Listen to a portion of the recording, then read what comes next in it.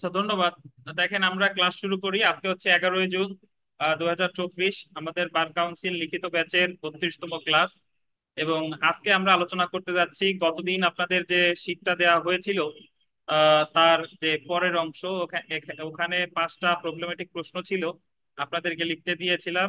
তো এখান মোটামুটি আপনারা 4-5 জন লিখে দেখিয়েছেন।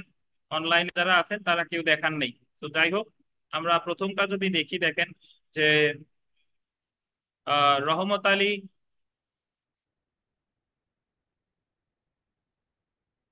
রহমত আলী 80 বছর বয়সে পুত্র শরাফত, দুই কন্যা আমেনা, রহিম এবং সিলেট শহরে একটিমাত্র সম্পত্তি অর্থাৎ একটি বাড়ি রেখে মারা যান। অর্থাৎ রহমত আলী একজন ব্যক্তি, যিনি যখন মারা যান তখন ওনার আহ, রেখে গেছেন কয়জন কন্যা? 2জন কন্যা। আমেনা আর কে? রহিম। রহিম, রহিম, রহিমা, হ্যাঁ। আমেনা আর রহিমা। পুত্র হচ্ছে কে? শরাফত। এবং ওনার,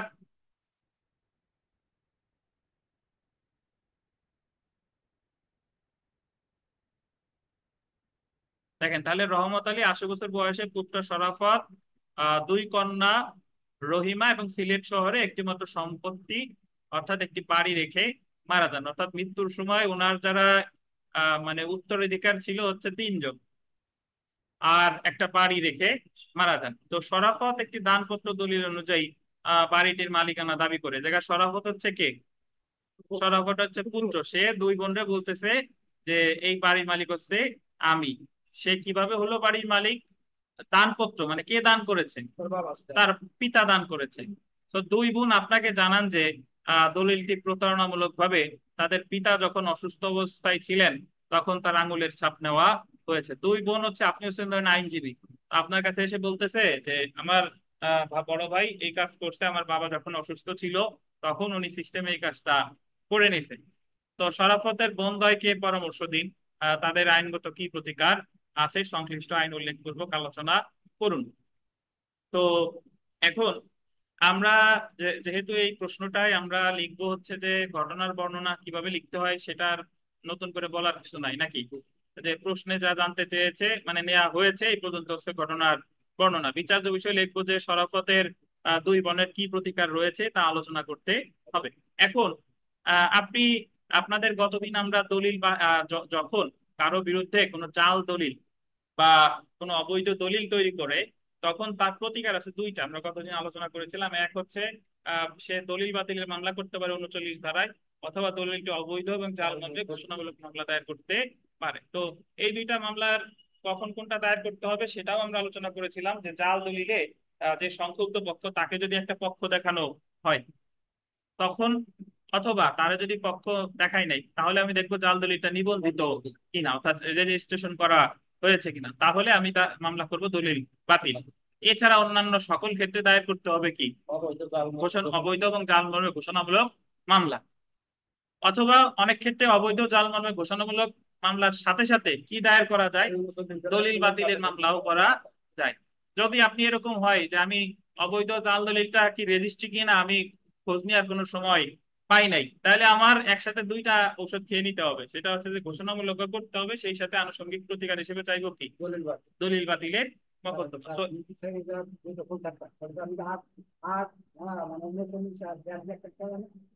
জি, এই জায়গায় আমি আপনার বেদখল হয়েছি, হ্যাঁ, সেক্ষেত্রে আমি যদি জার্নালিস্টের সাথে আর সেটা আসতেছি। আগে এটার উত্তর দেই। সেটা হচ্ছে যে এখন আমার এই জায়গায় যে দুই বোন, তাদের এখানে কিন্তু কোথাও বলে নাই যে দুই বোন বেদখল করছে। তাই কি বলছে? বলে নাই, বলছে যে সে দাবি করছে। তো এখানে আমি এইভাবে ব্যাখ্যা দেবো যে যদি কোনো দলিল জাল দলিল তৈরি করা হয় তাহলে একজন সংক্ষুব্ধ ব্যক্তির দুইটা প্রতিকার রয়েছে। সে দলিল বাতিলের মামলা করতে পারে অথবা অবৈধ জাল মর্মে ঘোষণামূলক মামলা করতে পারে। তারপরে আমি বলবো যে দলিল বাতিলের মামলা কিভাবে কখন করতে হয় আর ঘোষণামূলক মামলা কখন করতে হয়। তারপরে আমি আমার ওই কথার সাথে আমার এই প্রবলেমেটিক প্রশ্নের ফ্যাক্ট মিলাবো। বলবো যে যেহেতু যে রহমত আলীর দুই কন্যা আমিনা এবং রহিমা উক্ত জাল দলিলের পক্ষ না, উক্ত প্রতারণামূলক ভাবে যে দলিলটা তৈরি করা আছে এটা তারা কি? পক্ষ না। পক্ষ না বলতে পক্ষ হচ্ছে তার পিতা এক পক্ষ আর শরাফত এক পক্ষ। এখন দলিলটা যদি নিবন্ধিত হয় জাল দলিলটা যদি নিবন্ধিত হয়, প্রতারণামূলক ভাবে যে দলিলটা তৈরি করছে নিবন্ধিত হলে অবশ্যই দলিল বাতিলের মামলা করতে হবে। আর যদি নিবন্ধিত না হয় তাহলে কি অবৈধ জাল মর্মে ঘোষণামূলক মামলা। এছাড়া ইচ্ছা করলে অবৈধ এবং জাল মর্মে ঘোষণামূলক মামলার সাথে সাথে আনুষঙ্গিক প্রতিকার হিসেবে কি দলিল বাতিলও চাওয়া যেতে পারে। এই আর কি, এগুলো আলোচনা করে দিবেন। আমরা 2 নম্বরে আসি, দেখেন। হ্যাঁ, শুনতে পাচ্ছেন? এখন কথা বলেন তো, একজন পিয়াল কথা বলেন তো, শুনি কিনা পিয়াল সাহেব? না, আপনাদের কথা শোনাই যাচ্ছে না আজকে, কি যেন হয়েছে। যাই হোক, হয়তো বা পরে ঠিক হতে পারে। দেখেন তো, আমরা পরের প্রশ্নটা দেখি যে এ বি এর সত্য অস্বীকার পূর্বক বি এর 1 খণ্ড জমি থেকে বেদখল করে। মানে এ এসে বলতেছে যে তুমি এই জমির মালিক না, এই জমির মালিক হচ্ছে আমি, এই কথা বলে আনোয়ারুল হক বদরুজ্জামানকে বেদখল করে। তো বদরুজ্জামান সংক্ষুব্ধ হয়ে সত্য আছে মর্মে ঘোষণার জন্য মামলা করছে। শুধু সত্য আছে মর্মে ঘোষণার মামলা করছে। তো বলতেছে যে দ্য স্পেসিফিক রিলিফ অ্যাক্ট 1877 সংশ্লিষ্ট ধারার উদ্ধৃতি দিয়ে উক্ত মামলার আইনগত পরিণতি। এই জায়গায় একটা জিনিস খেয়াল করেন, বি যদি এই জায়গার মালিকও হয়, সে তো বর্তমানে দখলে নাই। তাহলে এই জায়গায় আমি বলবো যে যে ক্ষেত্রে সত্য ঘোষণার মামলা কখন করে, আমি এখানে আগে সত্য ঘোষণার মামলা আলোচনা করব, যে যখন কোনো সম্পত্তিতে কারো অধিকার থাকে, সেই অধিকার যদি কেউ অস্বীকার করে তখন করতে হয় কি সত্য ঘোষণার মামলা। তবে কথা আছে, যদি সত্য ঘোষণার সাথে সাথে আনুষঙ্গিক প্রতিকার চাওয়ার সুযোগ থাকে, অবশ্যই আনুষঙ্গিক প্রতিকার প্রার্থনা করতে হবে, নতুবা আদালত তেমন কোনো ঘোষণা দিবে না। এরপরে আমি বলবো যে যেহেতু এখানে বি যদিও সত্যের অধিকারী, সত্য ঘোষণার মামলা করছে, কিন্তু সে তো দখলে নাই। তো এখানে সত্যের সাথে সাথে তার কিও চাওয়া উচিত ছিল, দখলও চাওয়া উচিত ছিল। যেহেতু সে দখল চাই নাই, তো এই ক্ষেত্রে তার মামলাটা আদালত তেমন কোনো ঘোষণা দিবে না। তবে এই ক্ষেত্রে তার প্রতিকার হচ্ছে দুইটা। এক, সে ওই মামলায় আজই সংশোধনের দরখাস্ত করতে পারে, কিসের জন্য? দখলের বিষয়টা আনার জন্য। অথবা সে এই মামলাটা 23 আদেশের দেওয়ানি কার্যবিধি 23 আদেশের 1 বিধিতে আমি বলবো যে ইওর অনার, আমার মামলায় ফর্মাল ডিফেক্ট আছে, রীতিসিদ্ধ ত্রুটি আছে, তাই আমার মামলাটা কি করা হোক, প্রত্যাহার করা হোক, যাতে আমি আবার সত্যের সাথে দখল চেয়ে মামলাটা দায়ের করতে। এই তো কথা।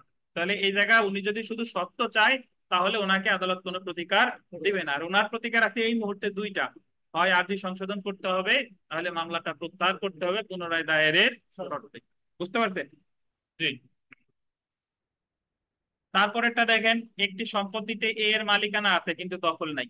মানে এ একজন ব্যক্তি, আনোয়ারুল হকের মালিকানা আছে, দখল নাই। এ কি উক্ত সম্পত্তিতে শুধুমাত্র সত্য ঘোষণার ডিগ্রি পেতে পারে? সেম উত্তর, পারে কিনা বলেন? না। তার মালিকানা আছে বাট সে দখলে নাই, তাহলে সে শুধু সত্য ঘোষণা চাইলে হবে না। এই জায়গায় তার 8 ও 42 একসাথে চাইতে হবে। শুধু সত্য চাইলে হবে না, কারণ শুধু সত্য চাইলে তো দখল নাই, আপনার তো আনুষঙ্গিক প্রতিকার চাওয়ার সুযোগ ছিল। তারপরেরটা দেখেন যে বাদী কয়ের দখলে 1 খণ্ড জমি ছিল, করিমের দখলে 1 খণ্ড জমি ছিল, যা তার পৈতৃক সম্পত্তি, মানে পিতার কাছ থেকে পেয়েছে। প্রভাবশালী প্রতিবেশী কর্তৃক তিনি বেদখল হন। মানে তার একজন প্রভাবশালী প্রতিবেশী এসে তার কি করছে, বেদখল করছে। তিনি দাবি করেন যে কয়ের পিতার নিকট হতে জমিতে খরিদ করে, এবং সে এসে দাবি করতেছে কয়ের যে পিতা, তার কাছ থেকে এই জমিটা কি করছে, ক্রয় করছে। ঠিক আছে? তো কয়ের মতে ওই দলিলটা, ওই দলিলটা হচ্ছে জাল ও প্রতারণামূলক। ক এসে বলতেছে যেটা হচ্ছে জাল ও প্রতারণামূলক। তাহলে এই জায়গায় তো ক দেখবো যে এই জায়গায় কি জমিতে কি ক একটা পক্ষ আছে বলেন? তা কয়ের পিতা এক পক্ষ আর তার প্রতিবেশী এক পক্ষ, তাহলে জাল দলিলের কিন্তু ক কোনো পক্ষ না। তো এই জায়গায় দলিলটা যদি শুধুমাত্র যেহেতু পক্ষ না, সে দলিল বাতিলে মামলা করা যাবে না। তবে দেখবো যে যদি নিবন্ধিত হয় তাহলে কি করতে হবে, দলিল বাতিলে মামলা। আর যদি নিবন্ধিত না হয় তাহলে শুধু অবৈধ জাল মর্মে ঘোষণামূলক মামলা করলেই হবে। বুঝতে পারছেন?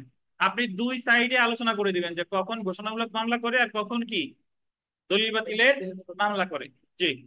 এখন যে প্রশ্নটা আপনারা অধিকাংশ বুঝেন নাই, সেটা হচ্ছে যে আমরা একেবারে শেষের প্রশ্নটা, যে এক্স 10 শতক জমিতে তার সত্য ঘোষণার জন্য মামলা করে। কয় শতক জমিতে? 10 শতক। 10 শতক।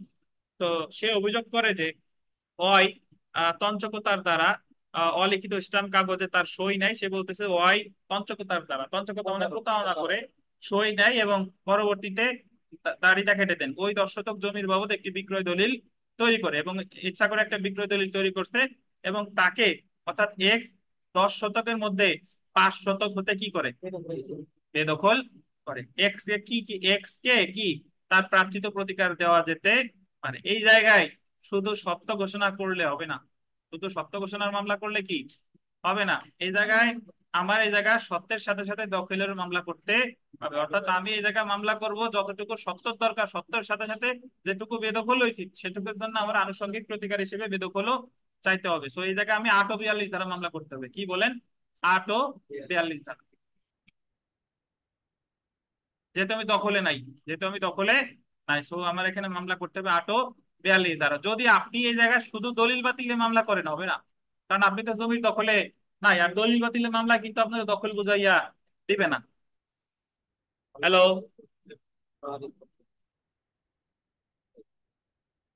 তো এই প্রশ্নগুলো আমি আপনাদের সলভ করে নেক্সট ক্লাসে বিস্তারিত দিয়ে দেবো, সমস্যা নাই। আপনারা যারা যারা লিখেছেন ধন্যবাদ। আজকে আমরা আজকের লেকচারে আসি, আজকে যে পড়া পড়বো সেটাই আসি। দেখেন আপনাদের মাঝে মাঝে অল্প অল্প শব্দ পাই, কথা বলেন তো। হ্যালো। হ্যাঁ, জি, স্টার্ট করছি তো।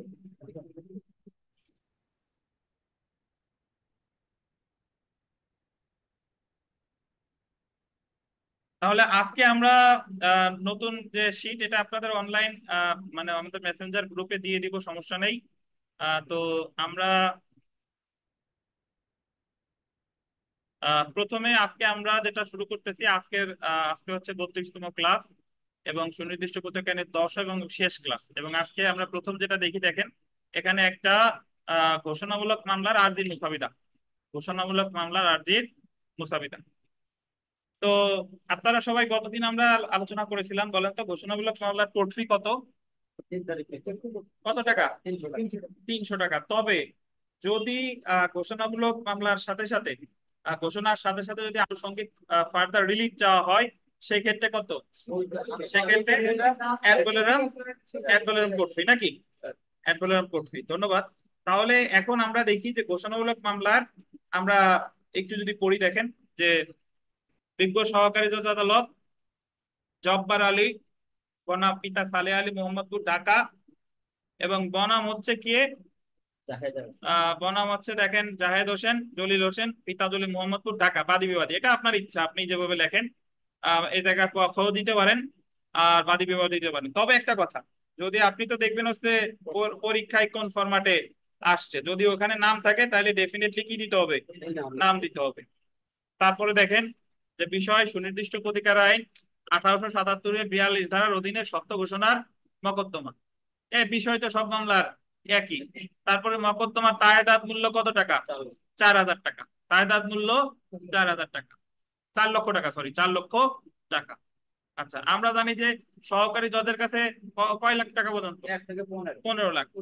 তা বাদী পক্ষে বিনীত নিবেদন এই যে, যেহেতু বাদী বাংলাদেশের একজন স্থায়ী নাগরিক আহ এবং আইনের প্রতি শ্রদ্ধাশীল বটে, অন্যদিকে বিবাদী এলাকার প্রভাবশালী দখলবাজ ও আইন অমান্যকারী লোক বটে। তারপরে দেখেন যেহেতু বাদী গত 12-10-2018 তারিখে পিতার মৃত্যুর পর জানতে পারেন যে তার পিতার মৃত্যুর পূর্বে তিনি তার বসত বাড়ি নিকটস্থ 1 একর জমি প্রতিবেশী জাহেদ হোসেনের নিকট বিক্রয় করেছেন।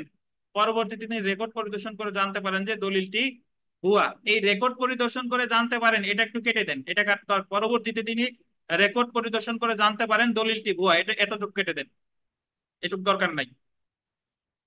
আর ওই যে 2018 না, 18-এর জায়গা ইয়া করে দেন, আহ 21-22 করে দেন, 18 জায়গা 22 করে দেন। ওই যে 12-10-2000 কি লিখবেন? 22। 12-10-2022। না না, ওটা ঠিক আছে, ওটা ঠিক আছে। দেখেন, হ্যাঁ পরবর্তীতে তিনি রেকর্ড করে দিয়েছেন। ওটুকু কেটে দিবেন। পরবর্তীতে তিনি রেকর্ড পরিদর্শন করার পর জানতে পারেন যে দলিলটি ভুয়া। রেকর্ড পরিদর্শনে যদি থাকে ধরেন দলিল ভুয়া, তাহলে তো আমি কি, দলিল ঘোষণামূলক মামলা তো না, তাহলে আমার কি করতে হয়? দলিল বাতিল। তো যেহেতু বিবাদী খরিদ সূত্রে বা অন্য কোনোভাবে জমির মালিক নন, সেহেতু তার দলিলটি ভুয়া দলিল হিসেবে প্রতীয়মান হয়। এবং যেহেতু বাদী উক্ত জাল দলিলের কোনো পক্ষ নয় এবং জাল দলিলটি নিবন্ধিত নয়, যেহেতু দলিলটি কৃত্রিম এবং জালিয়াতির মাধ্যমে সৃষ্ট, যার আইনগত কোনো ভিত্তি নেই এবং ভুয়া, তাই আইনের বিধান অনুসারে তা কি বাতিল যোগ্য। যেহেতু দলিলটি অবৈধ ও জাল মর্মে ঘোষণা না করলে ভবিষ্যতে বাদী গুরুতর সম্মুখীন হবে যা আর্থিক ক্ষতিপূরণের মাধ্যমে প্রতিকার দেওয়া সম্ভব হবে না। বিবাদী কর্তৃক জালিয়াতির মাধ্যমে সৃষ্ট কথিত দলিলের একটি স্বয়ংনির্মিত অনুলিপি আহ খ তফসিলে আর্জির সাথে সংযুক্ত করা হলো। মানে ক তফসিলে আছে কোন দলিল, আপনার দলিল তৈরি, কোন দলিলের জাল দলিল তৈরি করছে সেটা, আর খ তফসিলে আছে কি জাল দলিল। দায়েরকৃত মকদ্দমায় মূল্যমানের উপর প্রয়োজনীয় কোর্ট ফি সহকারে আর্জিটি পেশ করা হয়েছে। মামলাটি তামাদি বা আইনগতভাবে বাড়িত নয়। বিজ্ঞ আদালত অর্থ মামলাটির জন্য এখতিয়ার সম্পন্ন। অতএব দেখেন, অতএব অত্র মকদ্দমায় বাদী পক্ষে বিনীত প্রার্থনা এই যে ন্যায় বিচারের স্বার্থে বাদীর পক্ষে এবং বিবাদীর বিপক্ষে ক তফসিল বর্ণিত সম্পত্তি সম্পর্কে বিবাদী কর্তৃক সৃজিত তর্কিত তফসিল বর্ণিত দলিলখানা অবৈধ ও জাল মর্মে ঘোষণার মাধ্যমে দলিলটি অকার্যকর মর্মে ডিগ্রি প্রদান করতে এবং বিবাদী কর্তৃক বাদীকে অত্র মকদ্দমার যাবতীয় খরচ প্রদানের ডিগ্রি প্রদান করতে আদালতের বিবেচনা মতে অন্যান্য প্রতিকার যা বাদী আইনগত ও ন্যায় বিচার পাওয়ার হকদার তা বাদীকে প্রদানের আদেশ দিতে মর্জি হয়, এবং আদালতের এমন আদেশে বাদী পক্ষ কি থাকবে, চিরকৃতজ্ঞ থাকিবে। তো যদি বলে ক তফসিল, ক তফসিলে তো সম্পত্তির বর্ণনা দিলাম, ক তফসিলে তো আপনার কি ওই দলিলের বর্ণনা, আর এটা হচ্ছে সত্য পাঠ। তো এখানে একটা জিনিস খেয়াল করেন যে যদি ঘোষণামূলক মামলা এই ধরনের আসে, আমরা জানি ঘোষণা ইতিবাচক হতে পারে, ঘোষণা নেতিবাচক। এখন হঠাৎ একজন এসে যদি তানবীরকে বলে যে তানবীর হচ্ছে, তানবীর এসে বাবা বাবা বলতেছে, এখন তানবীর তারে বাবা বলে স্বীকার, ছেলে বলে স্বীকার করে না, এখন তানবীর তাহলে কি মামলা করবে, অমুক আমার ছেলে না এই মর্মে ঘোষণামূলক মামলা, তাহলে সে হচ্ছে বিবাদী, তারে বলবে যে অমুক তানবীর একজন আইন মান্যকারী নাগরিক, অপরদিকে বিবাদী অমুক তারিখে এসে বিবাদীকে বাবা হিসেবে দাবি করে, প্রকৃতপক্ষে বাদী তার বাবা না, এই মর্মে আইনগত প্রমাণাদি আছে, তাই বাদী এই অত্র মামলাটা যেদিন থেকে কারণ উদ্ভব হয়েছে তারপর থেকে দায়ের করেছে এবং যথাযথ কোর্ট ফিস প্রদান করেছে। অতএব বিনীত নিবেদন এই যে যে বাদী যে উক্ত ব্যক্তির বাবা না এই মর্মে ঘোষণা দিতে আদালতের জন্য মর্জি হয়, এবং আদালতের একতরূপ আদেশের জন্য বাদী পক্ষ চিরকৃতজ্ঞ থাকে। এই তো, বুঝতে পারছেন? যাই আসুক না কেন, জাস্ট ফরম্যাটটা ঠিক রেখে যে মোকাম দেওয়ানি মামলা নাম, বাদী বনাম বিবাদী, তারপর হলো বিষয়, তারপর হচ্ছে কি দায়েদার মূল্য, এই তো, তারপর হচ্ছে সত্য, যদি তফসিল থাকলে তো থাকলো, আর না হলে কি সত্যতা।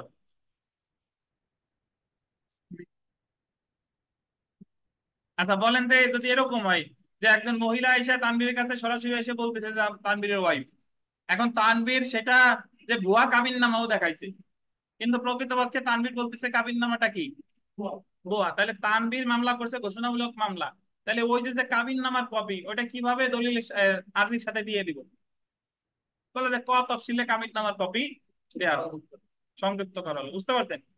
আচ্ছা,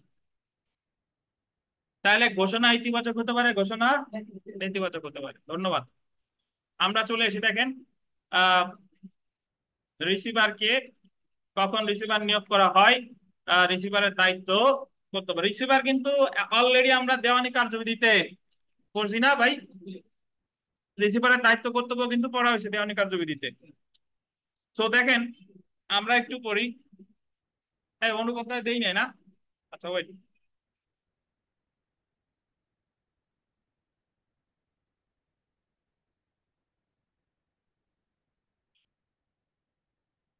কিসে ভাই, রিসিভার আসছে, একজন ভুল করে কমিশন লিখে দিয়ে আসছে, মানে ওই সময় আপনারাও করবেন অনেক সময় এরকম।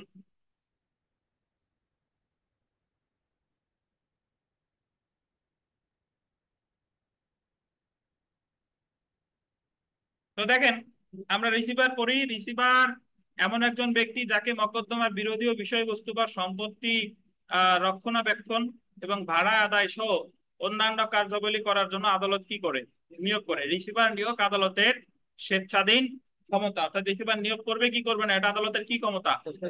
আর রিসিভার সম্পর্কে সুনির্দিষ্ট প্রতিক্রিয়া আইনের 44 ধারায় এবং রিসিভারের নিয়োগ দায়িত্ব কর্তব্য সম্পর্কে দেওয়ানি কার্যবিধি 1908-এর 40 আদেশে এবং ধারা কত 94 ঘ, 94 ঘ মনে আছে কিনা আপনাদের, 94 ঘ।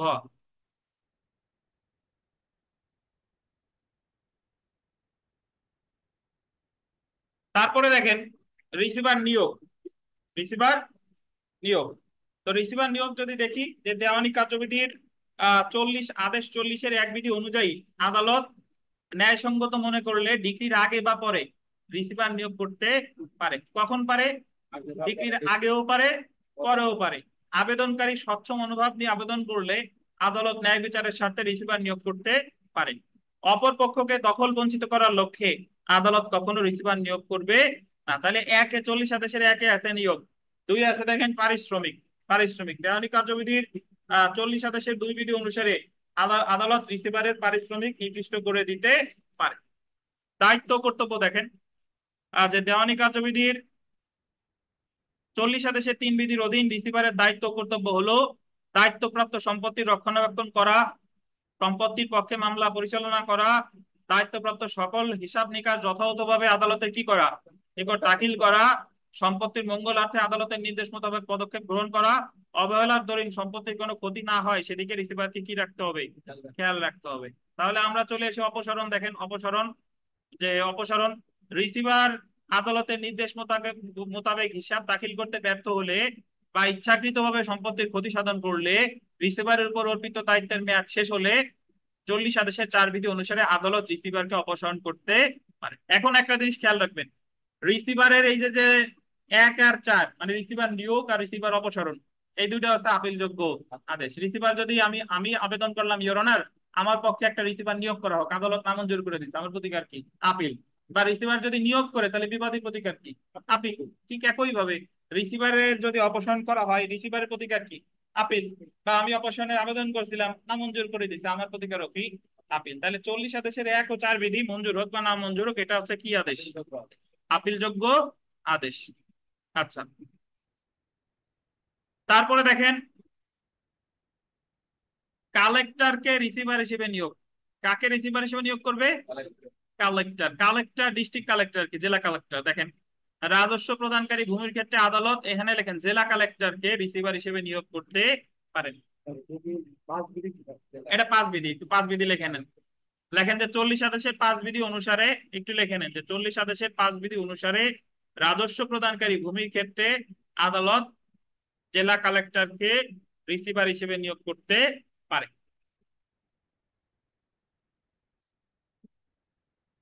তারপরে দেখেন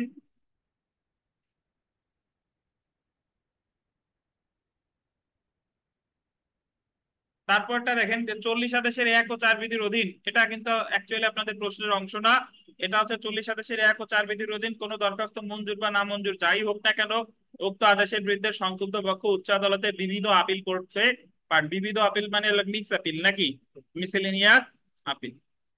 এখন আমরা চলে আসি দেখেন যে রিসিভার নিয়োগের দরখাস্তের মুস্তাবিদা। এখন একটা জিনিস খেয়াল করবেন, রিসিভারের নিয়ে কিন্তু মামলা হয় না। রিসিভারের আবেদন আপনি একটা মামলার মধ্যে করবেন কি আকারে? দরখাস্ত আকারে। বুঝেন কিনা? কি হয়েছে আপনার?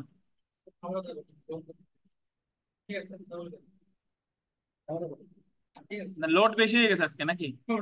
দেখেন তো মানে আমি বললাম যেটা যে রিসিভারের জন্য কিন্তু আর্জি দাখিল করতে হয় না, রিসিভারের জন্য কি করতে হয়? দরখাস্ত। এই দরখাস্তটা আমি যে কোনো একটা মামলা চলাকালীন সময়ে করব, ঠিক আছে? দেখেন মোকাম বিজ্ঞ সহকারী জজ প্রথম আদালত ঢাকা, দেওয়ানি মোকদ্দমা নং এত/24, ক হচ্ছে বাদী পক্ষ, খ হচ্ছে কি বিবাদী পক্ষ। বিষয় দেওয়ানি কার্যবিধির 151 ধারার বিধান সহ 40 আদেশের 1 বিধির অধীন রিসিভার নিয়োগের আবেদন। বলেন তো এখানে 151 কেন লিখলাম?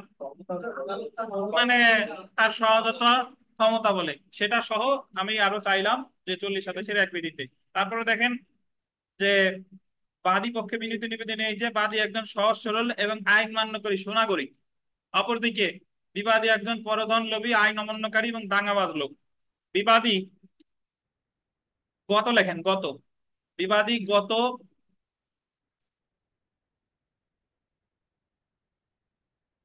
1/1/2023 তারিখে একটি মিথ্যা ভুয়া ও জাল দলিল তৈরি করে বাদীকে তফসিল বর্ণিত ভূমি থেকে বেদখল করে। মানে সে একটা জাল দলিল তৈরি করেই ক্ষান্ত হয় নাই, বরং বাদীরা কি করছে? বেদখলও করছে। বাদী বেদখল হওয়ার পরে 1/1/2024 তারিখে বিবাদীর বিরুদ্ধে সত্য সহ দখল পুনরুদ্ধার মোকদ্দমা দায়ের করে। যেহেতু বেদখল করছে, তাই সে সত্য সহ কি মামলা করছে? দখল পুনরুদ্ধারে। যেহেতু বিরোধীয় সম্পত্তি অর্থাৎ ক তফসিল বর্ণিত ভূমিতে বাদীর একটি, আন্ডারলাইন করেন, পাঁচতলা বাড়ি রয়েছে। কি রয়েছে? পাঁচতলা বাড়ি রয়েছে এবং বিবাদী দীর্ঘদিন উক্ত বাড়ির ভাড়া আদায় করে আসতেছে। তাই উক্ত ভাড়া আদায় এবং অন্যান্য আইনগত দায়িত্ব পালনের জন্য একজন রিসিভার নিয়োগ করা একান্ত আবশ্যক, নতুবা বাদীর কি হয়ে যাবে? অপূরণীয় ক্ষতি হয়ে যাবে। অতএব মহোদয় সমীপে বিনীত নিবেদন এই যে, একজন সুজ্ঞান সম্পন্ন অ্যাডভোকেটকে রিসিভার হিসেবে নিযুক্ত করে মকদ্দমা নালিশি সম্পত্তি সঠিকভাবে তত্ত্বাবধানের জন্য যথাবিহিত আদেশ দানে সুবিচার করিতে মহোদয়ের কি হয়? আজ্ঞা হয়। এবং আদালতের উক্ত সদয় আদেশের জন্য বাদী পক্ষ চিরকাল কি থাকবে? চিরকৃতজ্ঞ থাকবে। তারপরে তো আমার তফসিল চলে গেল, হলফনামা চলে গেল। এই মামলার বাদী হলফনামা করা সম্পাদন।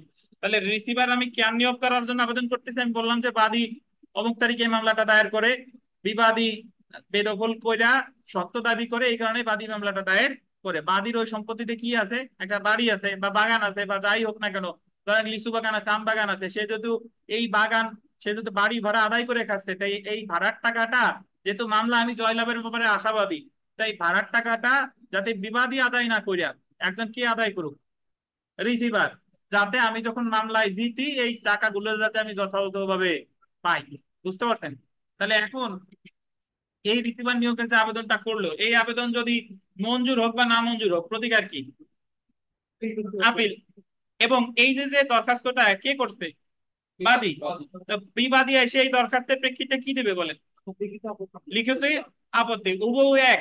এইভাবে লিখবেন যে ক বাদী পক্ষ বরং খ বিবাদী পক্ষ, তারপর বিষয় বাদী কর্তৃক দাখিলকৃত রিসিভার নিয়োগের আবেদনের বিরুদ্ধে বিবাদী পক্ষের লিখিত আপত্তি। তারপরে বিবাদী পক্ষের বিনীত নিবেদন। এই যে বাদী যা যা বলছে সবগুলো বিবাদী কি করবে? অস্বীকার করবে।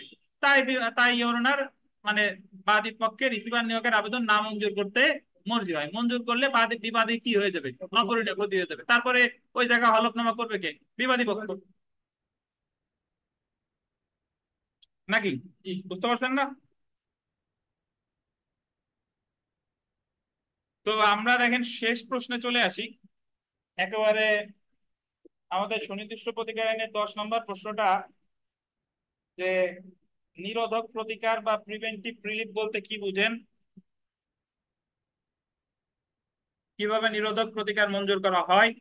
বিভিন্ন প্রকার নিরোধক প্রতিকার আলোচনা করুন। তো নিরোধক প্রতিকার অ্যাকচুয়ালি কাকে বলে, এটা জানার জন্য আমাদের চলে যেতে হবে সেই 5 ধারায়।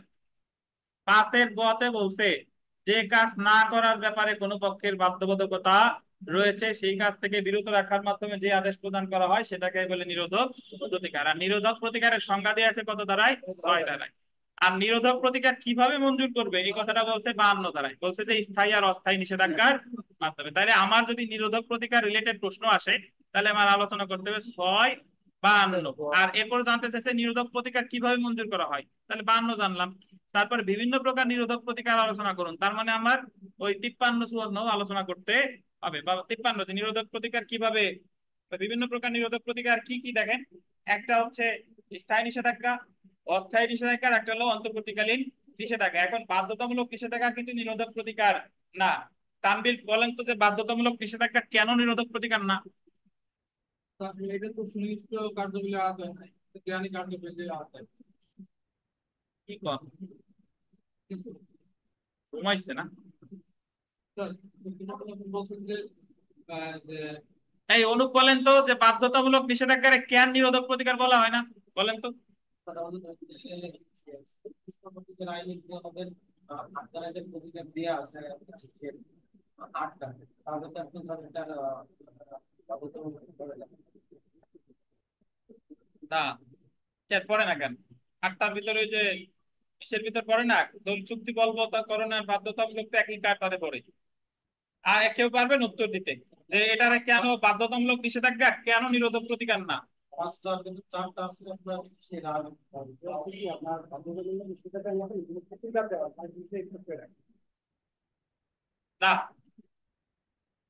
রশিদ সাহেব। বাধ্যতামূলক নিষেধাজ্ঞা তো স্যার তাকে কাজটা করতে বাধ্য করে। আর নিষেধাজ্ঞা তো স্যার ভাই বাধ্যতামূলক আগে আমরা আসি যে নিরোধক প্রতিকার কাকে বলে, যে ঘটনা এখনো ঘটে না, আমি নিরোধ করতে যাচ্ছি, প্রতিরোধ করতে যাইতেছি।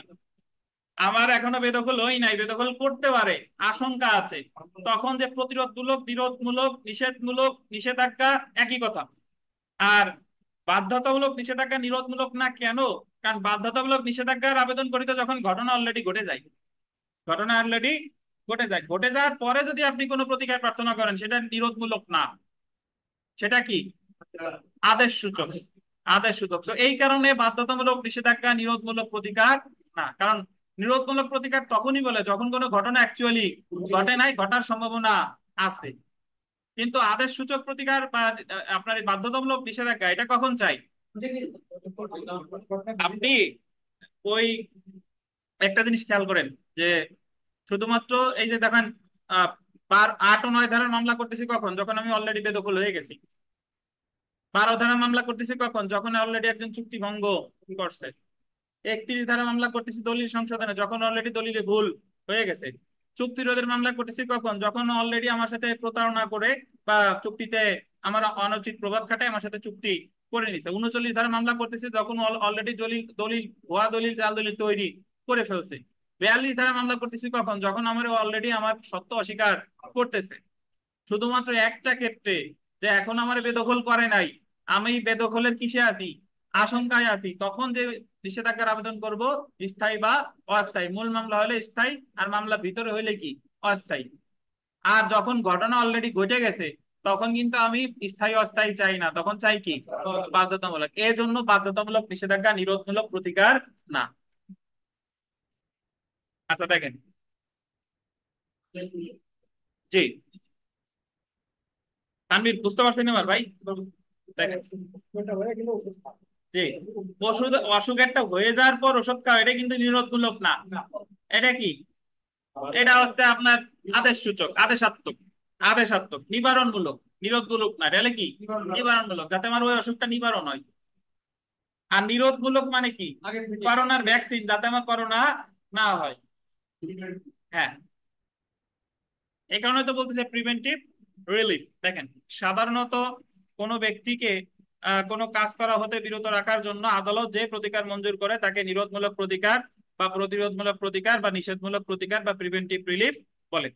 সুনির্দিষ্ট প্রতিকার আইন 1877-এর 6 ধারায় নিরোধমূলক প্রতিকার বা প্রিভেন্টিভ রিলিফের সংজ্ঞা প্রদান করা হয়েছে। 6 ধারা অনুযায়ী ধারা 5-এর গ এর অধীন মঞ্জুরকৃত প্রতিকারকে নিরোধমূলক প্রতিকার বলে। সুনির্দিষ্ট প্রতিকার আইনের 5-এর গ ধারায় বলা হয়েছে, যে কাজ আন্ডারলাইন করে না করার ব্যাপারে কোনো পক্ষের বাধ্যবাধকতা রয়েছে তাকে সেই কাজ না করার ব্যাপারে আদালত আদেশ প্রদান করতে পারে। অর্থাৎ যে কাজ না করার ব্যাপারে কোনো পক্ষের বাধ্যবাধকতা রয়েছে তাকে সেই কাজ হতে বিরত রাখার জন্য আদালত যে আদেশ প্রদান করে তাকে কি বলে? নিরোধক প্রতিকার বলে। আচ্ছা, এখন আমাদের প্রশ্নে জানতে চেয়েছে যে যেভাবে নিরোধক প্রতিকার মঞ্জুর করা যায়। দেখেন, নিরোধক প্রতিকার মঞ্জুর সম্পর্কে সুনির্দিষ্ট প্রতিকার আইনের 52 ধারায় আলোচনা করা হয়েছে। 52 ধারায় বলা হয়েছে যে স্থায়ী এবং অস্থায়ী নিষেধাজ্ঞা মঞ্জুরের মাধ্যমে আদালত নিরোধক প্রতিকার মঞ্জুর করতে পারে। তবে অস্থায়ী এবং স্থায়ী নিষেধাজ্ঞার সংজ্ঞা দেওয়া হয়েছে আবার কত ধারায়? 53 ধারায়। তাহলে স্থায়ী 53 ধারা যদি আমরা একটু দেখি, দেখেন যে 53 ধারা অনুযায়ী অস্থায়ী নিষেধাজ্ঞা হলো আদালতের এমন কোনো আদেশ যা মকদ্দমা চলাকালীন সময় আদালত প্রদান করে এবং যা মকদ্দমার কোনো পক্ষকে কোনো কাজ করা হতে বিরত রাখে আদালতের পরবর্তী আদেশ বা চূড়ান্ত নিষ্পত্তির আগ পর্যন্ত।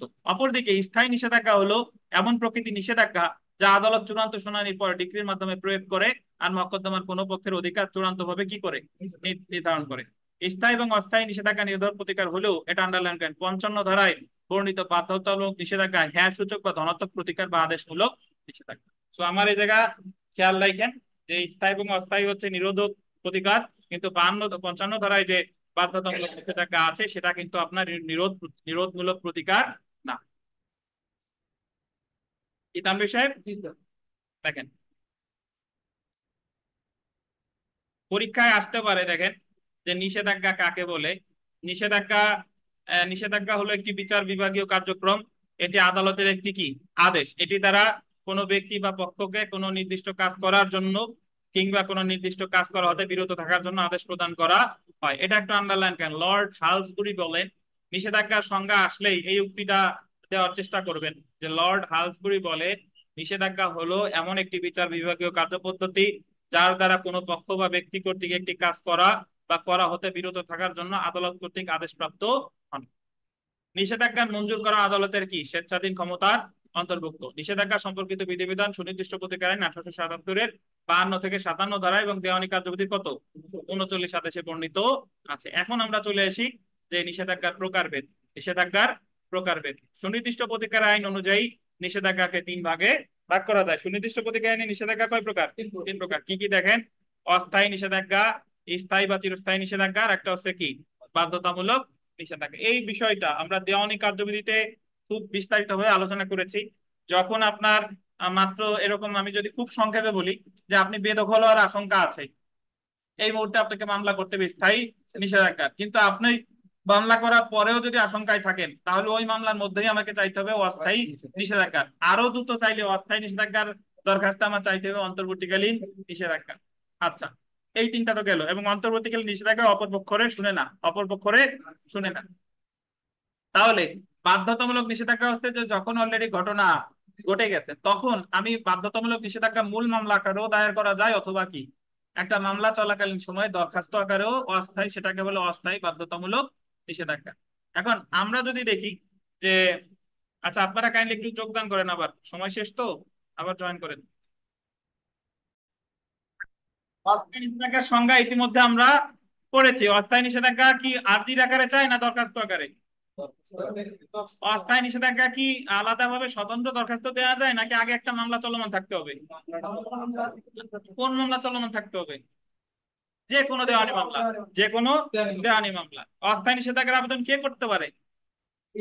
বাদী বিবাদী উভয়, যে কেউ করতে পারে। দেখেন, সুনির্দিষ্ট প্রতিকার আইনে 53 ধারায় অস্থায়ী নিষেধাজ্ঞার সংজ্ঞা প্রদান করা হয়েছে। এই ধারা মতে অস্থায়ী নিষেধাজ্ঞা বলতে এমন নিষেধাজ্ঞাকে বোঝায় যা কোনো মোকদ্দমা বিচারাধীন থাকা অবস্থায় প্রদান করা হয় এবং যা আদালতের পরবর্তী আদেশ না দেওয়া পর্যন্ত বলবৎ বা কার্যকরী থাকে।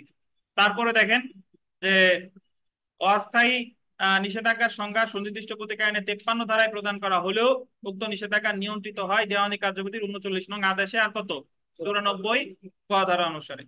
উদাহরণ দেখেন, যেমন ঘোষণামূলক বা চিরস্থায়ী নিষেধাজ্ঞার মোকদ্দমা চলাকালীন সময় বিবাদী বাদীকে বেদখলের হুমকি দিলে, মামলা চলাকালীন সময় হুমকি দিছে, তো আমার আলাদা করে মামলা করার দরকার নাই, বাট ওই মামলায় নিজে দরখাস্ত দিব, সেটা হলো কি দরখাস্ত? অস্থায়ী নিষেধাজ্ঞার দরখাস্ত। তারপরে দেখেন, স্থায়ী নিষেধাজ্ঞা বা চিরস্থায়ী নিষেধাজ্ঞা একই, ইংরেজিতে বলে কি পারপিচুয়াল, পারপিচুয়াল ইনজাংশন বা পার্মানেন্ট ইনজাংশন। সুনির্দিষ্ট প্রতিকার আইনে 53 ধারায় স্থায়ী বা চিরস্থায়ী নিষেধাজ্ঞার সংজ্ঞা প্রদান করা হয়েছে। স্থায়ী নিষেধাজ্ঞা বলতে আন্ডারলাইন করেন এমন নিষেধাজ্ঞাকে বোঝায় যা মকদ্দমার সাক্ষ্য গ্রহণ পূর্বক বিচার নিষ্পত্তির পর মকদ্দমার গুণাগুণের উপর ভিত্তি করে ডিক্রির মাধ্যমে, কিসের মাধ্যমে? ডিক্রির মাধ্যমে প্রদান করা হয়। এই নিষেধাজ্ঞার মাধ্যমে বিবাদীকে, আন্ডারলাইন করেন, চিরস্থায়ী ভাবে কোন অধিকার প্রয়োগ বা কাজ করা হতে বিরত রাখার আদেশ প্রদান করা হয়। কিভাবে? চিরস্থায়ী ভাবে, পার্মানেন্টলি। উদাহরণ দেখেন যে দীনেশ এবং শামীম পরস্পর প্রতিবেশী। দীনেশ শামীমের দখলীয় ভূমির মধ্যে জায়গা দাবি করে দেওয়াল বা প্রাচীর দেওয়ার হুমকি দেয়। দীনেশ হুমকি দিচ্ছে, তো এক্ষেত্রে দীনেশ যাতে উক্ত কাজ করতে না পারে সেজন্য শামীম দীনেশের বিরুদ্ধে চিরস্থায়ী নিষেধাজ্ঞার মোকদ্দমা দায়ের করতে পারে। বুঝেন কিনা? এখনো কি ঘটনা ঘটছে? ঘটে না, তো এই মুহূর্তে করব কি চিরস্থায়ী নিষেধাজ্ঞার মোকদ্দমা। তারপরে দেখেন 3 নাম্বার বাধ্যতামূলক নিষেধাজ্ঞা, যে সুনির্দিষ্ট প্রতিকার আইনের 55 ধারায় বাধ্যতামূলক নিষেধাজ্ঞা সম্পর্কে আলোচনা করা হয়েছে। 55 ধারা অনুসারে বাধ্যতামূলক নিষেধাজ্ঞা হলো আদেশমূলক নিষেধাজ্ঞা, যার মাধ্যমে আদালত বিবাদীকে কোনো বাধ্যবাধকতা পালনে নির্দিষ্ট কাজ সম্পাদনে বাধ্য করে।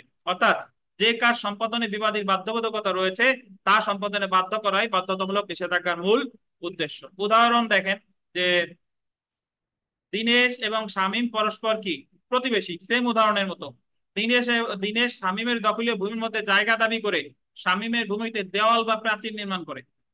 দীনেশ কর্তৃক উক্ত দেওয়াল বা প্রাচীর ভঙ্গ করে পূর্বের অবস্থায় ফিরিয়ে আনার জন্য, অলরেডি দেওয়াল নির্মাণ কি করে ফেলেছে, তাহলে দীনেশ কর্তৃক উক্ত দেওয়াল বা প্রাচীর ভঙ্গ করে পূর্বের অবস্থায় ফিরিয়ে আনার জন্য শামীম দীনেশের বিরুদ্ধে সুনির্দিষ্ট প্রতিকার আইনের 55 ধারার অধীনে বাধ্যতামূলক নিষেধাজ্ঞার মোকদ্দমা দায়ের করতে। যদি এরকম হতো যে স্থায়ী নিষেধাজ্ঞার মামলা করছে এমন সময় দেওয়াল দিয়ে ফেলছে, স্থায়ী নিষেধাজ্ঞার মামলা করছে, স্থায়ী নিষেধাজ্ঞার মামলা কখন করে? যখন এখনো ঘটনা ঘটে। তো মামলা করার পরে যদি ঘটনা ঘটায়, তাহলে কি বাধ্যতামূলক নিষেধাজ্ঞার আলাদা মামলা করা লাগবে? আলাদা মামলা করা লাগবে না, বাট সেটা কি চাইবো? অস্থায়ী বাধ্যতামূলক নিষেধাজ্ঞা, অস্থায়ী বাধ্যতামূলক নিষেধাজ্ঞা। বুঝতে পারছেন? আচ্ছা, দেখেন, উপরে উল্লেখিত তিন প্রকার নিষেধাজ্ঞার মধ্যে অস্থায়ী এবং চিরস্থায়ী নিষেধাজ্ঞা হলো নিবারণমূলক বা প্রতিরোধমূলক বা না সূচক নিষেধাজ্ঞা। অন্যদিকে বাধ্যতামূলক নিষেধাজ্ঞা হলো কি? আদেশ সূচক বা হ্যাঁ সূচক নিষেধাজ্ঞা। তাহলে আমরা এখন চলে আসি, দেখেন যে পরীক্ষায় প্রশ্ন আসে যে দেওয়ানি আদালত যখন চিরস্থায়ী নিষেধাজ্ঞা ডিগ্রি প্রদান করতে পারে। একটা জিনিস মনে রাখবেন, অস্থায়ী নিষেধাজ্ঞার সংজ্ঞা দিছে কোন আইনে, আর মঞ্জুর করা হয় কোন আইনে? দেওয়ানি কার্যবিধি। স্থায়ী নিষেধাজ্ঞার সংজ্ঞা দিছে কোন আইনে? কত ধারায়? 53 ধারায়। মঞ্জুর করে কোন আইনে? দেওয়ানিতে না। স্থায়ী নিষেধাজ্ঞা সংজ্ঞা ও মঞ্জুর উভয় সুনির্দিষ্ট প্রতিকার আইন। তাহলে স্থায়ী নিষেধাজ্ঞার সংজ্ঞা 53-তে, মঞ্জুর করে 54-তে, মঞ্জুর করে 54-তে। এই জায়গা দেওয়ানি কার্যবিধিতে লাগতেছে না। দেখেন, সুনির্দিষ্ট প্রতিকার আইনে 53 ধারায় চিরস্থায়ী নিষেধাজ্ঞার সংজ্ঞা প্রদান করা হলেও উক্ত নিষেধাজ্ঞা মঞ্জুর করা হয় 54 ধারার অধীন। সুনির্দিষ্ট প্রতিকার আইনে 54 ধারায় আদালত নিম্নলিখিত ক্ষেত্রে চিরস্থায়ী নিষেধাজ্ঞা মঞ্জুর করতে পারে। কি কি দেখেন? এক, যে ক্ষেত্রে এই 12 ধারায় যে 4টে গ্রাউন্ড করছিলাম মনে আছে আপনাদের, যে যে ক্ষেত্রে জিম্মাদার বা ওসি বা জিম্মার অন্তর্ভুক্ত, ক্ষতি নির্ণয়ের মানদণ্ড নাই, আর্থিক ক্ষতিপূরণ দ্বারা পর্যাপ্ত প্রতিকার হবে না, আর্থিক ক্ষতিপূরণ পাওয়ারই সম্ভাবনা নাই। 12 ধারার প্রথম 4টা আর 54 ধারার প্রথম 4টা হুবহু এক। এই যে দেখেন, যে ক্ষেত্রে বিবাদী বাদীর সম্পত্তির জিম্মাদার, যে ক্ষেত্রে অধিকার লঙ্ঘনের ফলে কৃত ক্ষতি বা সম্ভাব্য ক্ষতি নিরূপণের কোনো মানদণ্ড নাই, যে ক্ষেত্রে আর্থিক ক্ষতিপূরণ দ্বারা পর্যাপ্ত প্রতিকার পাওয়া সম্ভব না, যে ক্ষেত্রে আর্থিক ক্ষতিপূরণ পাওয়ার কোনো সম্ভাবনা নেই, আর যে ক্ষেত্রে বিচার বিভাগীয় কার্যক্রমের সংখ্যাধিক্য বা জটিলতা নিরসনের জন্য নিষেধাজ্ঞা প্রয়োজন। বা বলতে পারেন মকদ্দমার বহুত্ব নিবারণের জন্য। কিসের জন্য? মামলার বহুত্ব নিবারণের জন্য নিষেধাজ্ঞা প্রয়োজন। তো এটা হচ্ছে নতুন, এটা হচ্ছে 54-তে একটা, 5টার ভিতরে 12, 54-তে যে 5টা, প্রথম 4টা হুবহু 12 ধারার ন্যায়। আর গ নাম্বার যেটা, সেটা হলো যে ক্ষেত্রে বিচার বিভাগীয় কার্যক্রমের সংখ্যাধিক্য বা জটিলতা নিরসনের জন্য নিষেধাজ্ঞা প্রয়োজন। 54 ধারায় বর্ণিত উপরে লিখিত 5টি ক্ষেত্রে একটি দেওয়ানি আদালত চিরস্থায়ী নিষেধাজ্ঞা মঞ্জুরের আদেশ দিতে পারে। এই নিষেধাজ্ঞার মাধ্যমে বিবাদীকে গোল দিবেন চিরস্থায়ী ভাবে কোন অধিকার প্রয়োগ বা কোন কাজ করা হতে বিরত থাকার আদেশ প্রদান করা হয়। এখন এই 54 ধারায় বেশ কতগুলো উদাহরণ আছে। ধরেন, বলেন তো রিভার্সনার কাকে বলে? রিভার্সনার আপনারা শুনছেন এই শব্দটা, ভাবি উত্তর থেকে কি বলেন তো? ওই হিন্দু বিধবা। হিন্দু বিধবা কি রিভার্সনার? না, আমরা তারা তারা একজন হিন্দু ভদ্রলোক যদি মারা যায়, তখন ওনার যে ওয়াইফ বিধবা, সে হচ্ছে ওই ভদ্রলোকের যে সম্পত্তি আছে তার জীবন সত্ত্বে মালিক হয়। কি মালিক হয়? জীবন সত্ত্বে। আর ওই ভদ্রলোক যদি কোনো ভাই রেখে যায়, ওই হলো রিভার্সনার। ওই হলো কি? রিভার্সনার। মানে ওই বিধবা যখন মারা যাবে, তখন ওই সকল সম্পত্তির মালিক হবে তার ভাই। আর বিধবা যে সম্পত্তিটা ভোগ করে সেটা হলো কি সত্ত্বে?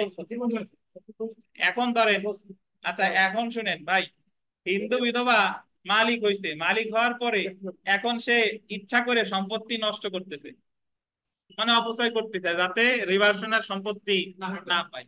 বুঝেন কিনা? ইচ্ছা করে বলতেছে আমার সন্তানের চিকিৎসার জন্য দরকার, বা এর জন্য দরকার, এর জন্য দরকার, ইচ্ছা করে তার সম্পত্তি নষ্ট করতেছে। তাহলে এই ক্ষেত্রে যে রিভার্সনার, তার প্রতিকার কি? চিরস্থায়ী নিষেধাজ্ঞার মামলা করা, যাতে এই সম্পত্তি সে কি না করতে পারে, ক্ষতি না করতে পারে। বুঝেন কিনা? আবার বইতে এরকম উদাহরণ আছে। ধরেন আপনি এই এমন একটা মানে আপনি দীর্ঘদিন যাবত আপনার আলো বাতাস আসতেছে, একটা জানালা দিয়ে আলো বাতাস আসতেছে, সুখাধিকার আলো বাতাস আসতেছে। তো হঠাৎ করে আপনার পাশের বাড়ি এমন একটা বিল্ডিং নির্মাণ করার উদ্যোগ নিছে যে ওই বিল্ডিং যদি নির্মাণ করে তাহলে আপনার আলো বাতাস পাওয়ার কোনো সম্ভাবনা নাই। তাহলে এই জায়গা আপনার কি মামলা করতে হবে? চিরস্থায়ী নিষেধাজ্ঞা। বিল্ডিং যদি অলরেডি নির্মাণ করে ফেলে, তাহলে কি?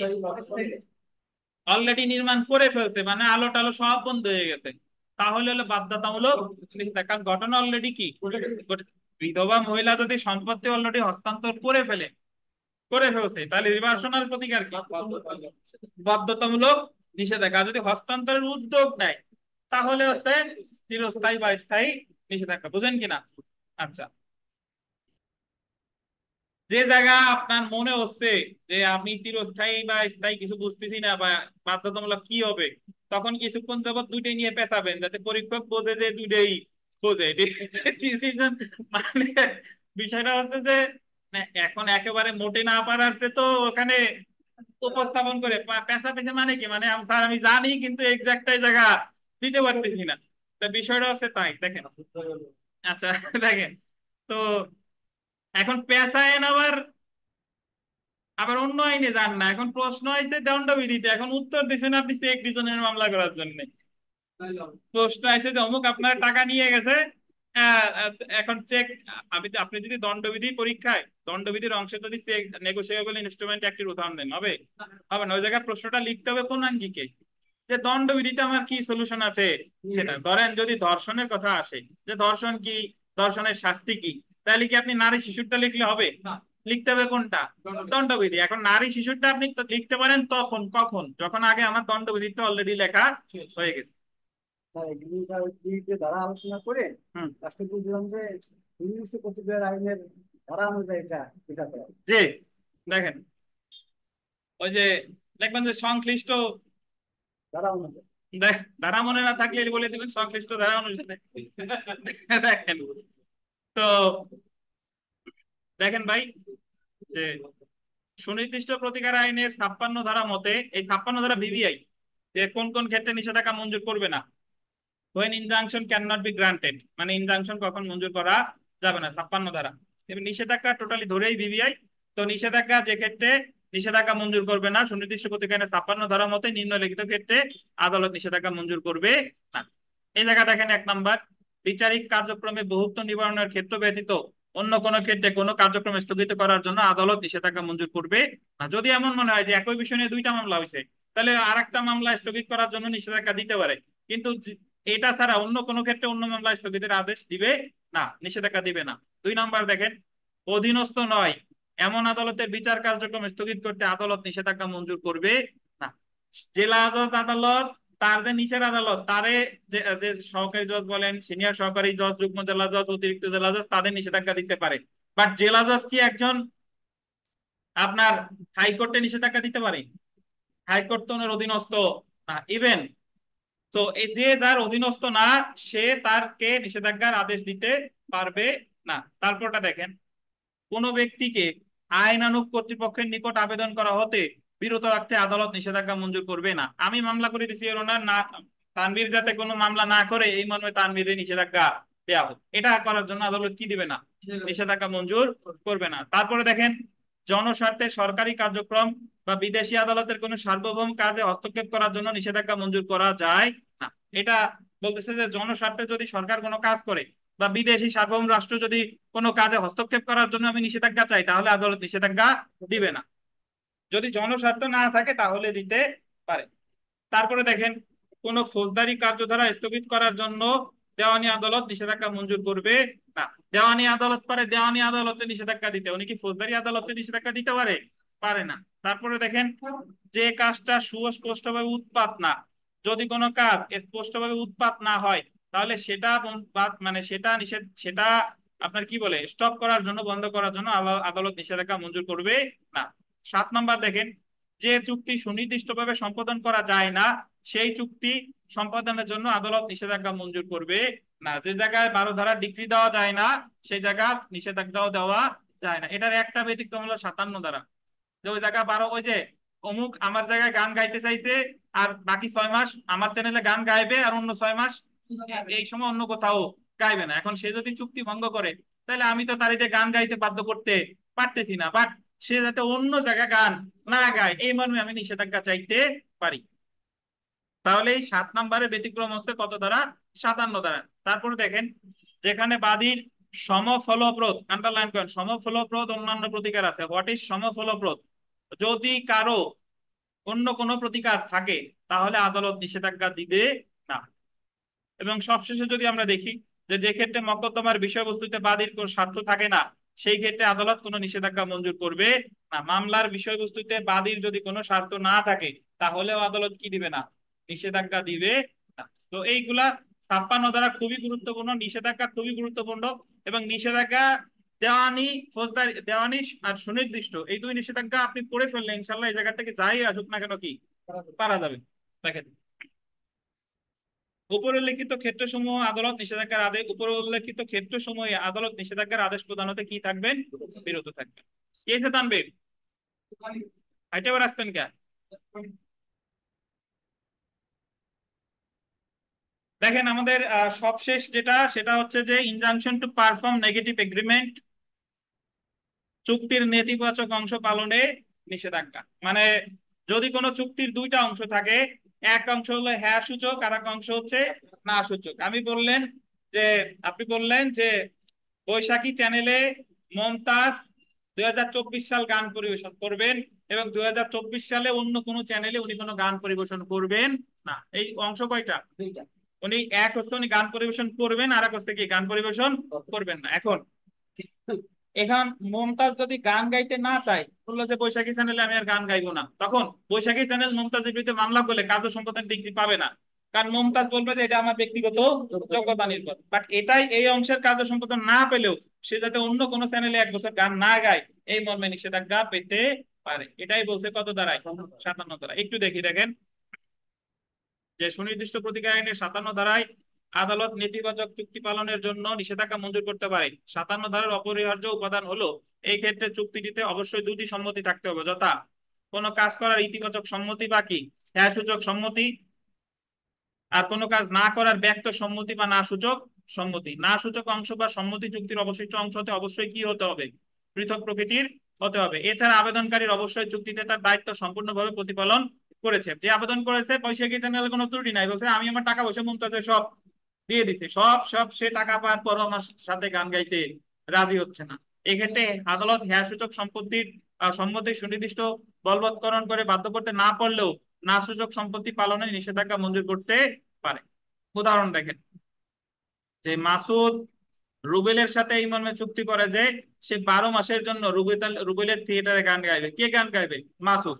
এবং অন্যত্র জনসম্মুখে গান পরিবেশন করবে না, এবং বলছে যে আমি 12 মাস তোমার থিয়েটারে গান গাইবো এবং অন্য কোনো জায়গায় এই সময় আমি গান গাইবো না। এখানে ইতিবাচক বা হ্যাঁ সূচক সম্মতি হলো মাসুদ 12 মাসের জন্য রুবেলের থিয়েটারে গান গাইবে, এবং না সূচক সম্মতি হলো মাসুদ অন্যত্র জনসম্মুখে গান পরিবেশন করবে না। এক্ষেত্রে মাসুদ যদি রুবেলের থিয়েটারে গান গাইতে না চায়, তবে আদালত মাসুদকে রুবেলের থিয়েটারে গান গাইতে বাধ্য করার জন্য সুনির্দিষ্ট কার্য সম্পাদন দিতে পারে না। কিন্তু মাসুদ যেন অন্যত্র জনসম্মুখে গান পরিবেশন করতে না পারে এবং তাকে গান গাওয়া হতে বিরত রাখতে 57 ধারার অধীন চুক্তির না সূচক অংশ পালনের জন্য নিষেধাজ্ঞা দিতে পারে। সুতরাং এই চুক্তির সুনির্দিষ্ট বলবৎকরণের জন্য রুবেল ডিগ্রি পাওয়ার অধিকারী না, কিন্তু মাসুদ যেন অন্যত্র জনসম্মুখে গান পরিবেশন করতে না পারে সেজন্য রুবেল মাসুদকে বিরত রাখতে নিষেধাজ্ঞা পেতে।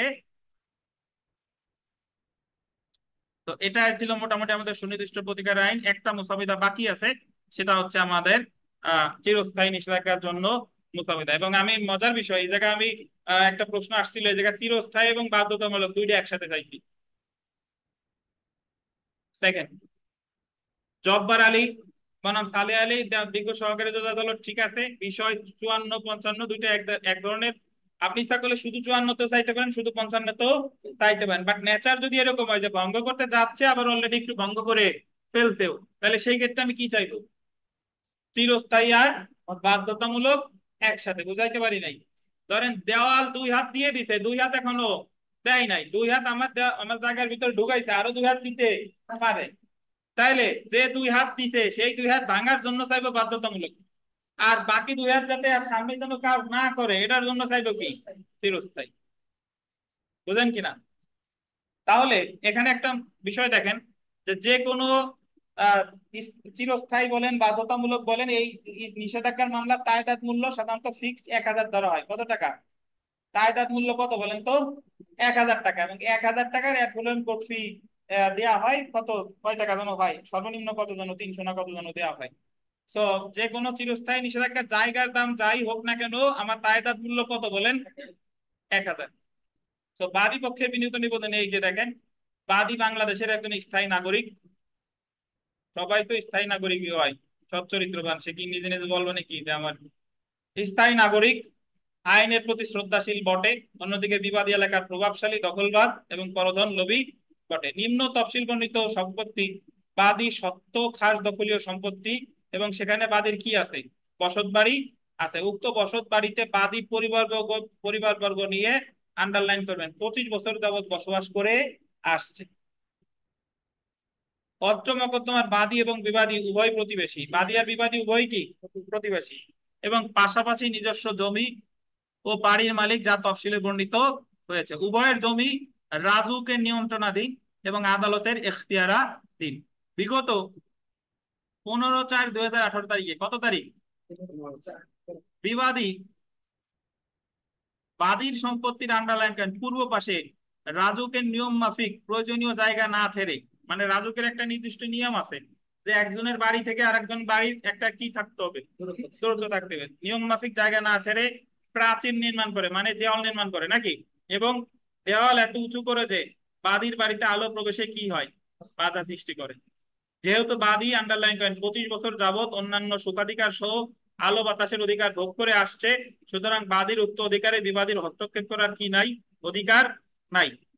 তো অত্র মকদ্দমায় নালিশের কারণ উদ্ভব হয় 15/4/2018 তারিখে, যেদিন বিবাদী এলাকার কিছু বিপদগামী সন্ত্রাসী প্রকৃতির লোকজন নিয়ে বাদীর আলো বাতাস তথা সুখাধিকারে বঞ্চিত করে দেয়াল নির্মাণ করে। দেয়াল অলরেডি কি করে ফেলছে, নির্মাণ করে ফেলছে। উপরোক্ত পরিস্থিতিতে বিবাদী জন্য ব্যবহৃত আলো বাতাসের জন্য তথ্য সুখাধিকার থেকে বঞ্চিত করতে না পারে সেই মোতাবেক বিবাদীকে বারিত করে এবং বিবাদী কর্তৃক নির্মিত প্রাচীর ভেঙে ফেলে তার বিরুদ্ধে এক চিরস্থায়ী নিষেধাজ্ঞার জন্য এই মকদ্দমা দায়ের করা হলো।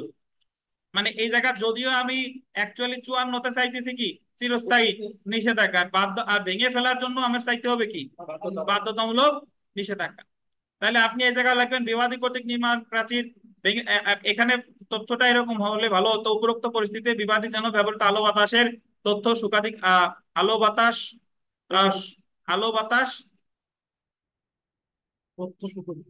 আলো বাতাস সহ সুখাধিকার থেকে বঞ্চিত করতে না পারে সেই মোতাবেক বিবাদীকে বারিত করতে, লিখবেন বিবাদীকে বারিত করার জন্য স্থায়ী নিষেধাজ্ঞা এবং বিবাদী কর্তৃক নির্মিত প্রাচীর ভেঙে ফেলার জন্য বাধ্যতামূলক নিষেধাজ্ঞার জন্য এই মকদ্দমা দায়ের করে। এই জায়গা দুইটা একটু লেখেন যে তারে আলো বাতাসের অধিকার যাতে বঞ্চিত করতে না পারে এই জন্য চাইতেছি কি স্থায়ী নিষেধাজ্ঞা, এবং বিবাদী কর্তৃক যে নির্মিত প্রাচীর সেটা ভেঙে ফেলার জন্য চাইবো কি বাধ্যতামূলক নিষেধাজ্ঞার জন্য এই মামলা দায়ের করা হলো। তো পরে যে চিরস্থায়ী নিষেধাজ্ঞা আছে কেটে লেখেন বাধ্যতামূলক নিষেধাজ্ঞার জন্য এই মোকদ্দমা দায়ের করা হলো।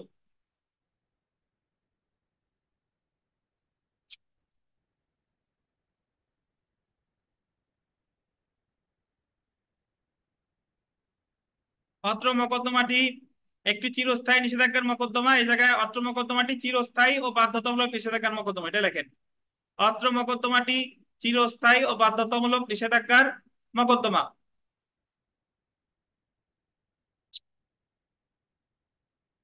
লিখেছেন? এবং বাদী প্রার্থিত প্রতিকারের মূল্যায়নের কোনো বাস্তব মানদণ্ড না থাকায় তায়েদাদ মূল্য কত টাকা, 1000 টাকা নির্ধারণ করে তার উপর কোর্ট ফি প্রদান পূর্বক এখতিয়ারাধীন আদালতে এই মামলাটা কি করা হলো, দায়ের করা হলো। শুনানিকালে অন্যান্য বক্তব্য যাবতীয় তথ্য উপস্থাপন করা হবে। তার মানে আমরা এক আর্জিতে দুইটা জিনিস চাইতে পারি, আবার ইচ্ছা করলে একটাও চাইতে পারি, 54 চাইতে পারি অথবা কি 55 চাইতে পারি। অতএব বিজ্ঞ আদালতের নিকট বিনীত প্রার্থনা এই যে বিবাদী যেন নির্মিত প্রতিবন্ধক দেওয়াল দেওয়াল যাতে ভেঙে ফেলতে বাধ্য হয় তার জন্য বিবাদীকে নির্দেশ দিয়ে বিবাদীর বিরুদ্ধে এটা লেখেন চিরস্থায়ী কেটে লেখেন ভেঙে ফেলার নির্দেশ দিয়ে, এটা চিরস্থায়ী জায়গা কেটে লেখেন বাধ্যতামূলক।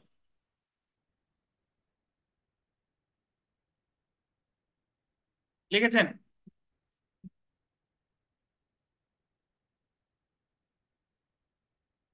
বাধ্যতামূলক নিষেধাজ্ঞা কি দিতে, ডিগ্রি দিতে।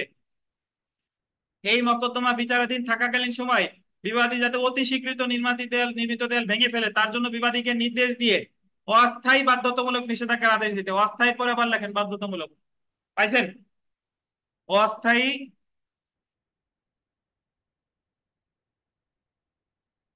লিখেছেন, অস্থায়ী বাধ্যতামূলক নিষেধাজ্ঞার আদেশ দিতে। আর মকদ্দমার খরচ প্রদানে বিবাদীর বিরুদ্ধে কি দিতে, ডিগ্রি দিতে। আর মকদ্দমার অবস্থা দৃষ্টে বাদী অন্য কোনো প্রতিকার পেতে হকদার হলে বাদীকে তা মঞ্জুর করতে আদালতের কি হয়, অনুমতি হয়। এবং উক্তরূপ আদেশের জন্য বাদী কি থাকবে, চির কৃতজ্ঞ থাকিবে। তো সম্পত্তির তফসিল দেওয়া আছে এত, সত্যপাঠ এত, বুঝতে পারছেন? তো এই জায়গায় আহ সত্যপাঠ অ্যাডভোকেট এ হচ্ছে আমাদের মোটামুটি সুনির্দিষ্ট প্রতিকার আইন। আপনারা কথা শুনতে কথা বলেন তো, পিয়াল শোনা যায় কিনা শুনি। শোনা যাচ্ছে না? তো সুনির্দিষ্ট প্রতিকার আইন আমাদের এতটুকুই। আপনারা মোটামুটি গত আগামী দিন, আজকে তো আপনাদের যে পড়া ছিল, আগামী দিন আপনাদের দেওয়ানি কার্যবিধি পরীক্ষা হবে। এই যে গত 2 দিন যে লেখাই নেই, বৃহস্পতিবার সেটা লেখানো হবে। এবং প্রশ্ন কত কত নাম্বার আমি বলে দিই, সেটার উপরে লেখানো হবে। সেটা সবাই একটু আহ একটু দেখেন।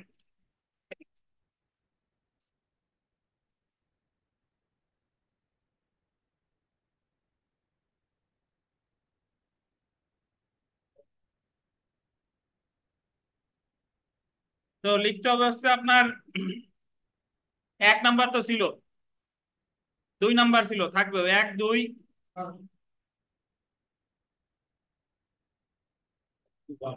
1 2 আর ছিল কত?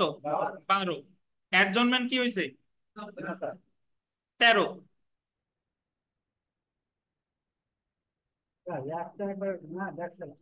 হ্যাঁ, আর খরচ খরচ পড়াইছে খরচ, তাহলে 18ও নেন, খরচও পড়েন। এই কটা থাক। তাহলে কি কি থাকলো বলেন? 1 2 12 13 18। 1 2 12 13 18। এই কটা পড়ে আসবেন। 1 2 12 13 18 মানে কয়টা? 5টা। এই 5টা পড়ে আসবেন, আগামী দিন ইনশাল্লাহ পরীক্ষা।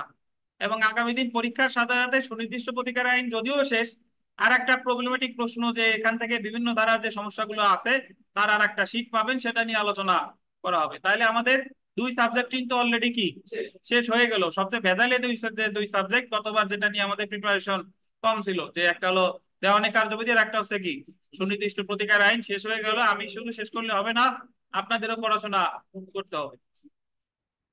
ঠিক আছে, তাহলে সবাই ভালো থাকেন, আল্লাহ হাফেজ। আগামী বৃহস্পতিবার ক্লাস হবে, ইনশাল্লাহ দেখা হবে।